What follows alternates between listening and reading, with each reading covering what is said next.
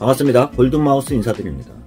부동산 경험이 없는 사회 초년동생들 같은 경우는요, 부동산 계약을 할 때 다 알 거라고 생각하지만 기본적인 사항들을 몰라 나중에 계약금을 뜯기거나 또한 전집 같은 경우가 빠지지 않아서 월세를 이중으로 내는 그러한 어처구니 없는 경우들도 생기는데요. 임대차 계약을 예를 들어서 말씀드리는데요, 기존에 있는 집 같은 경우도요, 계약이 만료가 됐어도 집주인한테 임대차 보호법이 임차인한테 유리한 법이겠지만 기본적으로 집주인한테도 새로운 임차인을 구할 수 있는 시간적 여유를 주는데요, 계약기간 만료일 후 3개월까지는 새로운 임차인을 구할 수 있는 시간을 줍니다. 그렇기 때문에 새로운 집을 구할 때 계약기간이 만기가 됐어도요, 주인한테 언제 보증금을 돌려주는지에 확답 여부를 묻지 않고 새로운 집을 구했을 때는요, 기존에 있는 주택 같은 경우가 전세 같은 경우면 그나마 월세는 나가지 않겠지만 새로운 집을 계약을 했을 때 잔금을 치르지 못하는 경우들이 있는데요, 기존에 있는 집 전세 보증금을 합쳐가지고 새로운 집에 잔금을 치르기 위해서 계획을 짜놨는데 기존에 있는 임대인과 임차인의 합의가 이루어지지 않은 상태에서 새로운 집을 계약을 했을 때는요, 잔금 처리 문제가 굉장히 잔금 때 잔금을 처리하지 못해가지고 귀중한 그 계약금을 날리게 되는 경우들도 있습니다. 실질적으로 그런 경우들도 있고요.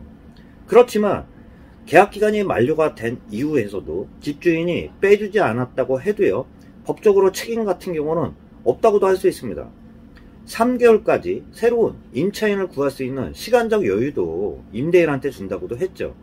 그렇기 때문에 새로운 집을 아무리 좋은 집을 봤다고 해도요, 기존에 살고 있는 그 집주인과 계약 만료일 후에서도요, 언제 보증금을 반환하는지 여부 같은 경우는 확실히 물은 상태에서 새로운 집을 계약을 해야 되는데요, 양심적인 대부분의 부동산 같은 경우는 계약을 치를 때 기존에 살고 있는 집 같은 경우가 빠졌는지 안 빠졌는지 여부를 물으면서 잔금 때 혼란을 방지하기 위해서 그러한 내용들을 고지를 하는데요, 그렇지만 일부 부동산 중개업소에서도 대부분의 경우들은 말을 하지만 말을 안 한다고 해도요, 그 중개업소의 잘못이라고 말할 수는 없습니다. 잔금 날짜까지 잔금을 맞추는 거는 그 임차인의 몫이지 그 중개업소의 몫이 아니기 때문에 부차적인 설명이라고도 할 수 있기 때문에 본인들이 먼저 챙겨서요, 잔금 날짜에 잔금을 치를 수 있는지 여부를, 목돈이 나올 수 있는지 여부를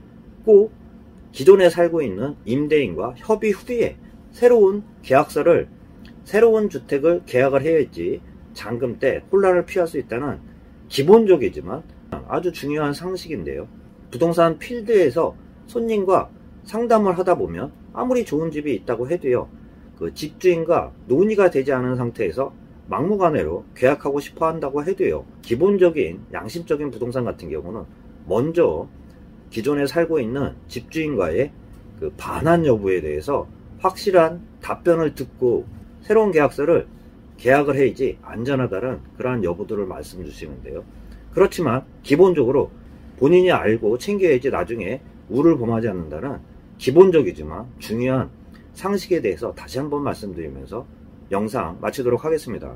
네, 참고하시고요. 이러한 사례가 많기 때문에 한 번 더 말씀드리면서 영상 마치도록 하겠습니다. 예, 골든마우스였습니다.